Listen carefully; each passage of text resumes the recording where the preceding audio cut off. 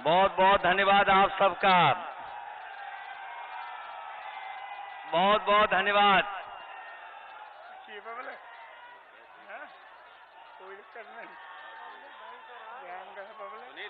स्वामी भ्रमानंद जी महाराज, उनकी त्याग और तपस्या की वजह से और उनके लगातार परिश्रम की मेहनत से ये इतनी बड़ी संस्था खड़ी है। मैं सबसे पहले त्याग मूर्ति स्वामी भ्रमानंद जी महाराज जी को प्रणाम कर करके उनको मैं याद भी करता हूं। उनके प्रयासों से ही न जाने कितने लोगों को इस संस्था में पढ़ने का और आगे बढ़ने का मौका मिला होगा। हमारे मंच पर उपस्थित आदरणीय रामाधार सिंह जी, मंच पर उपस्थित आदरणीय चौधरी घुराम लोधी जी, पूर्व विधायक डॉक्टर अमरीश कुमारी जी, अनिल अहिरवार पूर्व विधायक जी, पूर्व विधायक गैरुद्दीन अनुरागी जी, रामकृष्ण जी, श्रीमती चंद्रकांता लोधी जी, जमील राठवी शायर साहब, यशेंद्र राजपूत जी, पुष्पेंद्र यादव जी, यहां पर समाजवादी पार्टी के उपस्थित सतपाल और हमारे अंबेडकर वाहिनी के प्रदेश के अध्यक्ष, उपस्थित बड़ी संख्या में समाजवादी साथी जो मंच पर उपस्थित हैं, सभी पदाधिकारीगण, इस चुनावी जनसभा में उपस्थित हमारे सभी आदरणीय किसान भाई, बड़ी संख्या में नौजवान साथी, पत्रकार बंधुओं, मैं सबसे पहले यहां की जनता का बहुत बहुत धन्यवाद और आभार प्रकट करना चाहता हूं। मैं जोश और उत्साह देख रहा हूं, ये जो जोश और उत्साह दिखाई दे रहा है, ये बदलाव का उत्साह है।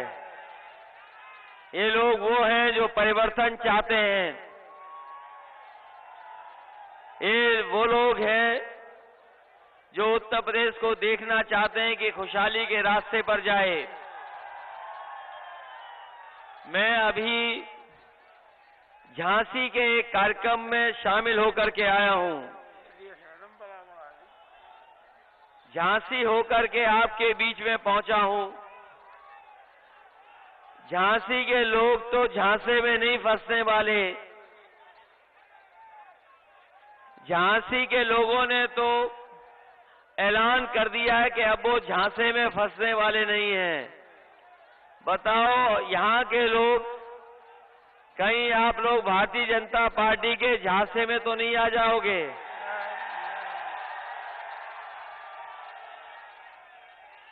इधर बुंदेलखंड के लोगों ने जितना समर्थन भारतीय जनता पार्टी को दिया, इतना समर्थन कभी मिल नहीं सकता। 14 का चुनाव रहा हो, 17 का चुनाव रहा हो, 19 का चुनाव रहा हो, इतना समर्थन भारतीय जनता पार्टी को कभी नहीं मिल सकता था जितना है। लेकिन इस बार जो उत्साह और जोश दिखाई दे रहा है बुंदेलखंड में,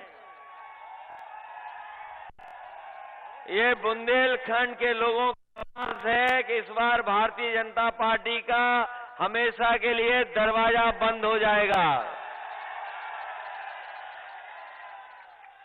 सोचो कभी कि डबल इंजन की सरकार ने आपको क्या दिया। यहां तो बड़ी संख्या में पढ़े लिखे लोग होंगे, हमें नौजवान भी दिखाई दे रहे हैं। किसान भाई, आप तो नहीं भूल गए कि ये बीजेपी के लोग हैं जिन्होंने कहा था कि किसानों की आय दोगुनी हो जाएगी। बताओ किसान भाइयों, आय दोगुनी हो गई।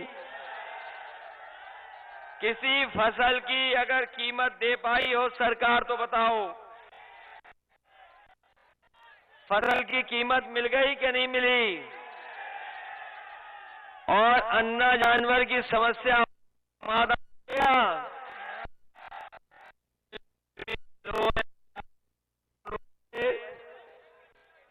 अन्ना जानवर के लिए हजार करोड़ खर्च नहीं किए। जब मुख्यमंत्री बुंदेलखंड आए, वो यही कह के गए कि बुंदेलखंड की सब समस्याओं का समाधान हो जाएगा, और यहां की जनता ने भरपूर वोट दिया। बताओ, भरपूर समर्थन मिला उन्हें कि नहीं मिला? आज जब पीछे मुड़ करके देखो तो बताओ, इन्होंने आपसे झूठ बोला कि नहीं बोला? इनके नेताओं के भाषण याद कीजिए। अगर इनका कोई छोटा नेता है तो छोटा झूठ बोल रहा है, और अगर बड़ा नेता है तो बड़ा झूठ बोल रहा है, और जो सबसे बड़ा नेता है वो सबसे बड़ा झूठ बोल रहा है। बताओ, आपके साथ झूठ बोला गया कि नहीं बोला गया?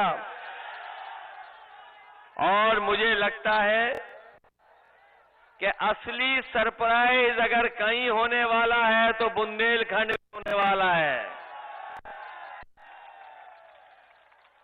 चमत्कार होने वाला है कि नहीं बुंदेलखंड में इस बार? होगा।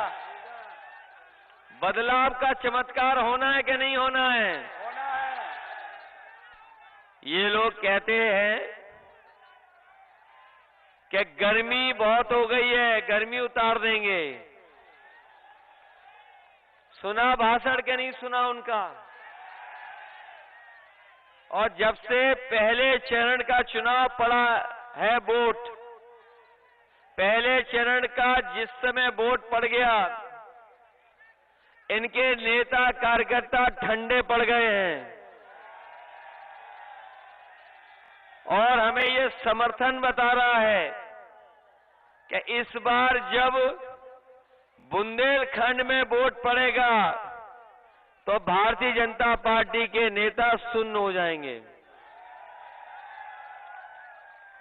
यहां पर विज्ञापन तो मैं नहीं देख रहा हूं बड़े बड़े नौकरी और रोजगार के, लेकिन लखनऊ और दिल्ली में विज्ञापन बड़े बड़े लगे हुए हैं कि नौजवानों को नौकरी मिल गई है। यहां नौजवान बुंदेलखंड के पढ़े लिखे हमें दिखाई दे रहे हैं। बताओ नौजवानों, आपके भविष्य के साथ खिलवाड़ हो गई कि नहीं हो गई?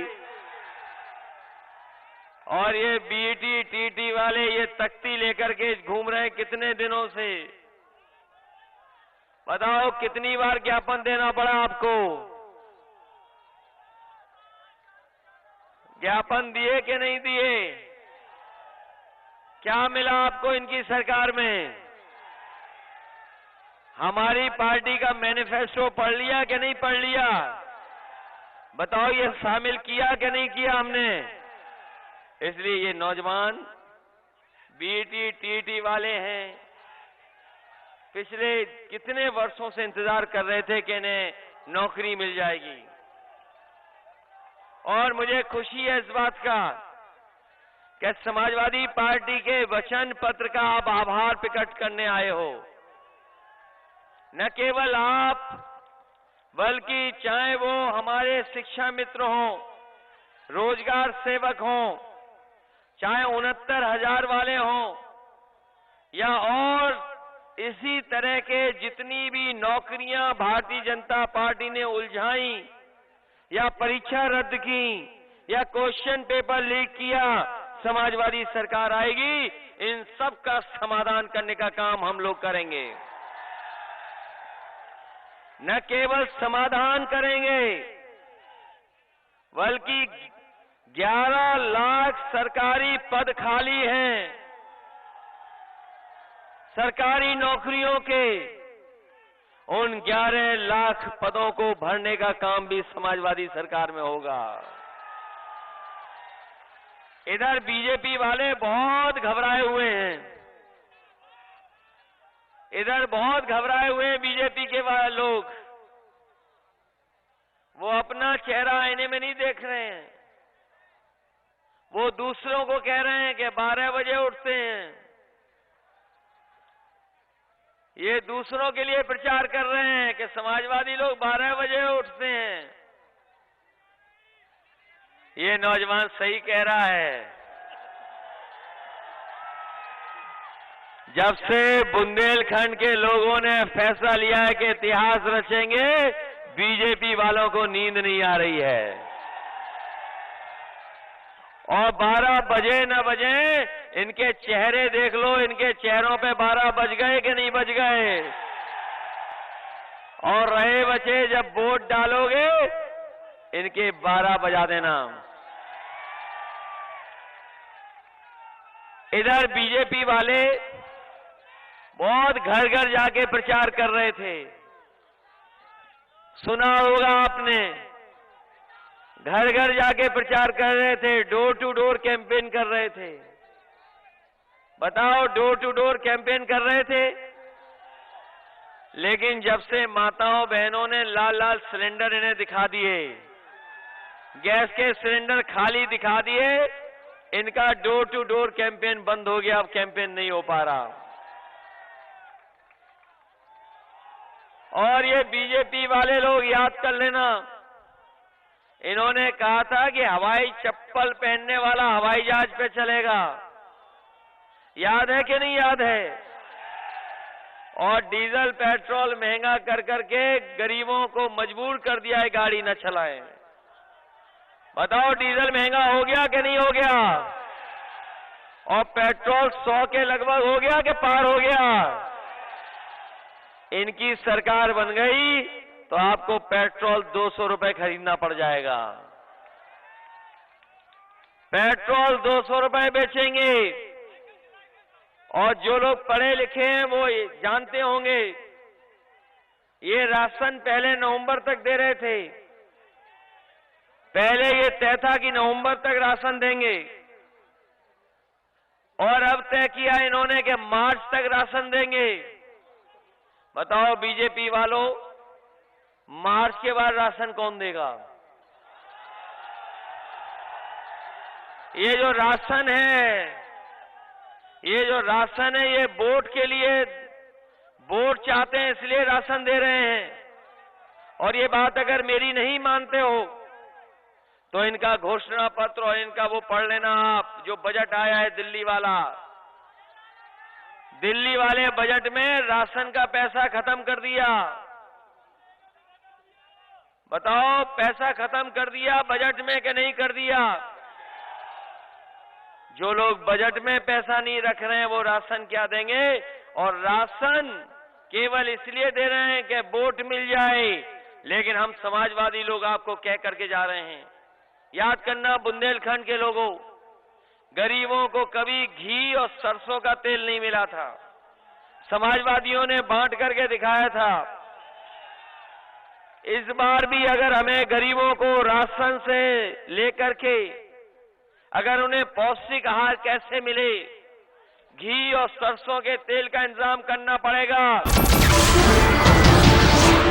नमस्कार, मैं हूं मानक गुप्ता। अगर आपको हमारा ये वीडियो पसंद आया हो तो इसे लाइक और शेयर जरूर करें, और हां, हमें सब्सक्राइब और फॉलो करना ना भूलें ताकि आप देश और दुनिया की कोई खबर मिस ना करें। तो जुड़े रहिए हमारे साथ और देखते रहिए News 24।